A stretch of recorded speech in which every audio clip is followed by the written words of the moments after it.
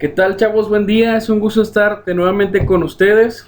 Vamos a ver la materia de español para tercero de secundaria. Les recuerdo mi nombre, soy el profesor Ángel Flores Almeida y les voy a pedir que se pongan cómodos ahí en su lugar para entrar al tema del día de hoy. Pero como ya es costumbre, vamos a ver una pequeña reflexión.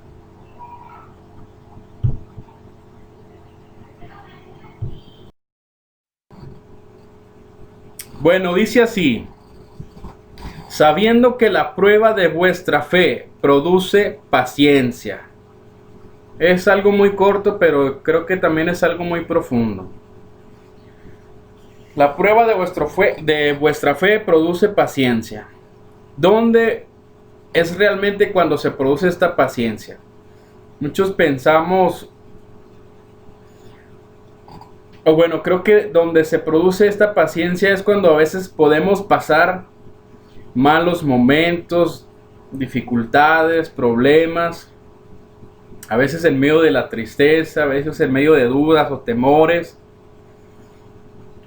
Debemos de saber que Dios pues está con nosotros y que todo va a pasar. El chiste es esto, o sea, no desistir, o sea, no desmayar.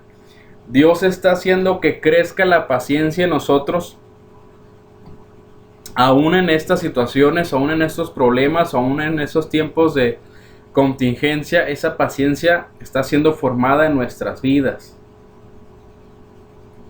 Hay muchos que dicen que la paciencia es la capacidad de esperar, pero creo que no es así, sino que es la forma como nos comportamos mientras esperamos.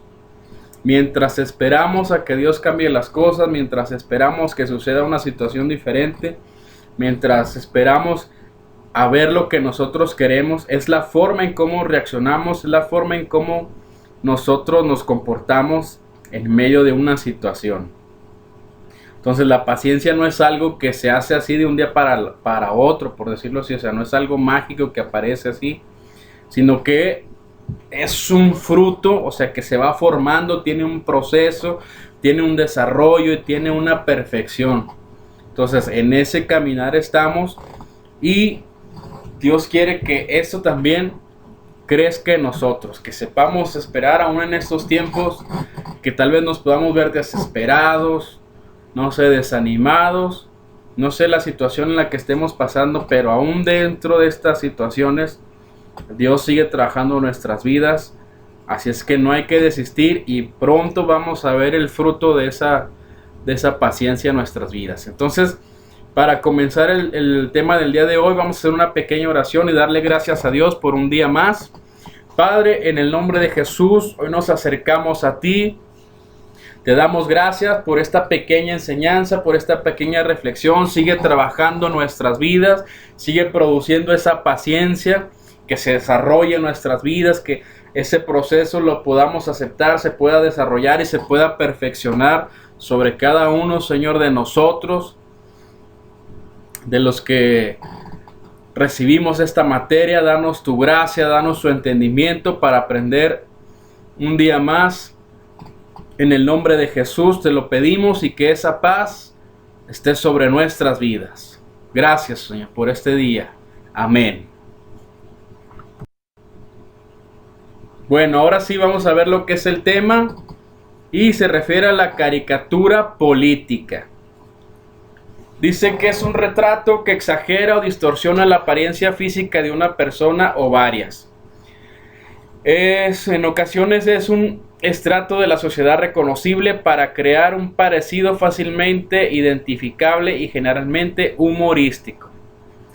¿De qué se trata? Pues se basa en recoger los rasgos más marcados de una persona, labios, cejas, etc., exagerarlos o simplificarlos para causar comicidad o para representar un defecto moral o a través de la deformación de los rasgos. O sea, para representar un defecto moral, para resaltar cierta característica de una persona, un personaje, una situación. Para eso se utiliza la caricatura política y para hablar varios temas de los cuales si los escribiéramos tal vez nos aburriríamos, pero al ver una caricatura a veces podemos darnos cuenta de lo que se trata. A veces una imagen puede hablar más que 1000 palabras. Entonces, la caricatura es muy importante.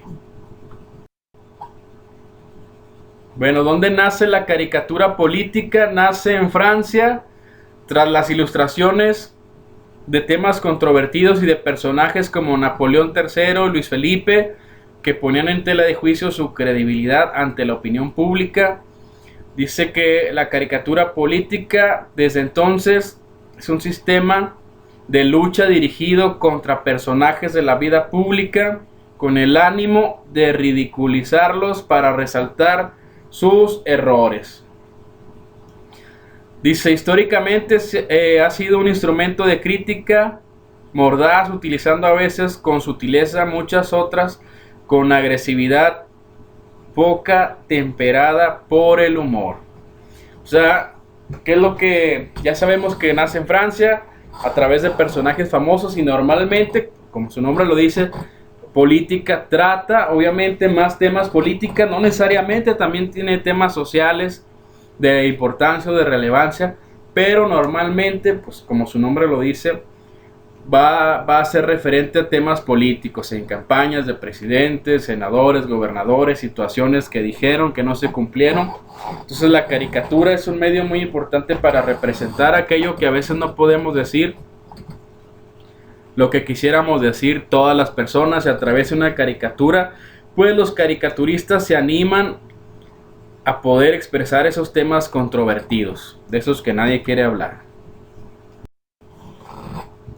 ¿Cuáles son algunas características? Pues es la exageración de los rasgos del personaje, por lo general también el más significativo para producir un efecto grotesco. Como dijimos, puede ser la boca, la cabeza. Tratamos de deformar o exagerar los rasgos del personaje. Dice, pero con pocos trazos para captar también la esencia del personaje. A pesar de la exageración, la caricatura debe ser, o sea, un retrato, debe ser retrato, ya que se debe reconocer e identificar el personaje aún con las alteraciones o exageraciones o deformaciones que se le haga a la caricatura, al personaje o a la situación. O sea, aún así con eso debemos de identificarlo. Bien, el caricaturista realiza un juicio o irónico de sobre las cosas o seres. Puede contener onomatopeyas, es decir, palabras que representan ruidos o sonidos no verbales, guau, pío, pío, etcétera, para saber que está dormido. También puede tener interjecciones, palabras que expresan estado de ánimo, como lo vemos ahí, algunas de ellas.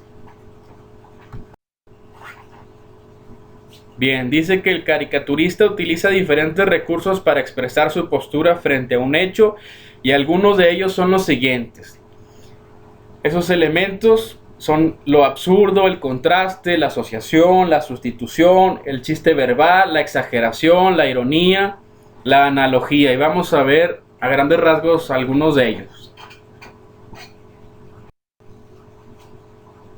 Bueno, el absurdo dice que plantea situaciones que son imposibles en el mundo real y que resultan contradictorias a la lógica y sentido común. El contraste confronta conceptos o principios opuestos, gordo, flaco, astuto, torpe, etc.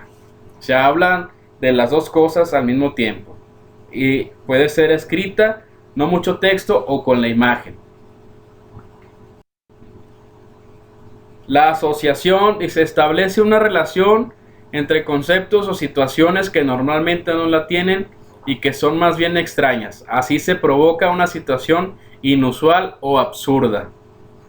La sustitución, se reemplaza un objeto por otro y se le coloca en una situación inusual o absurda también. Ahí vemos un ejemplo. Continuamos. El chiste verbal provoca la risa gracias a la ambigüedad que el lenguaje presenta en la vida diaria. El otro punto es la exageración, se basa en la deformación, como ya lo mencionamos anteriormente, o desproporción de los personajes. Exagero simplifica una cualidad sobresaliente de una persona o situación. Vemos por ejemplo ahí un ejemplo pues de un chiste. Dice, Soy un político honrado, lo que pasa es que nunca he podido demostrarlo. O sea, vemos pues son chistes irónicos también, y de eso trata la caricatura política. También vemos que dice que utiliza la ironía, que es una burla disimulada. En ella se dice lo contrario de lo que se expresa. La analogía también, dice, plantea la semejanza que hay entre dos objetos o situaciones y el lector la interpreta de acuerdo a su cultura o el grado de información que posea de qué, pues del tema, que posea del tema, o vemos hasta dónde podemos profundizar también con lo que podemos observar. Eso ya depende de cada uno de nosotros, de la experiencia que tengamos, de la información que tengamos, de los datos que nosotros tenemos, de una cierta noticia, de un cierto tema, pues es como lo vamos a interpretar. Y este es un ejemplo, dice, mi papá se convirtió en un conocido traficante. Vemos la imagen, vemos el otro texto, dice, invierte todo su tiempo y esfuerzo en el tráfico de la ciudad. Ahí vemos cómo es una analogía que está utilizando ahí el caricaturista. Y así como esas, pues hay muchos ejemplos. Bueno, ¿qué mensajes representan las caricaturas políticas? Dice que son dos: los explícitos, que es un mensaje que es directo, claro, no tiene nada entre líneas. El implícito es indirecto, esconde otro significado o explicación, puede ser confuso o difícil de captar, por lo que requiere un análisis profundo para poder entenderlo. Pues ahí, como decíamos, o sea, sí necesitamos tener cierta información o estar familiarizados con el tema, profundizar un poco, pues para no nada más captar lo que es el mensaje explícito, sino tratar de analizar la caricatura y ver lo que el autor o el caricaturista pues quiere darnos a entender también. Entonces, para concluir, podemos decir que gracias a la caricatura política, la prensa escrita lleva al lector a visualizar una determinada noticia, permite comprender aquello que parece complicado y se permite valorar un hecho. Es un excelente auxiliar para entender nuestra realidad y nos invita a reírnos de ella. Otra característica también, por ejemplo, de la caricatura, es que aquí en este caso, por ejemplo, que normalmente es en la prensa escrita, como en los periódicos diarios, es de que el responsable ahora sí de la caricatura, el responsable es el periódico o es el editorial. Por ejemplo, a diferencia de un artículo de opinión, que ahí se deslinda totalmente la empresa o la compañía o lo que se trata, se deslinda y solamente hace que los comentarios todos son el punto de vista de la persona que está dando pues ahí su relato o la información. Pero aquí en la caricatura política pues sí se hace responsable, en este caso el periódico, el editorial. Entonces, chavos, sin más por el momento, les doy gracias por su atención. Les deseo que bendiciones para ustedes, para toda su casa.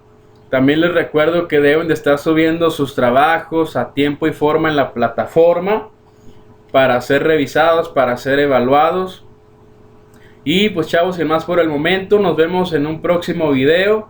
Saludos.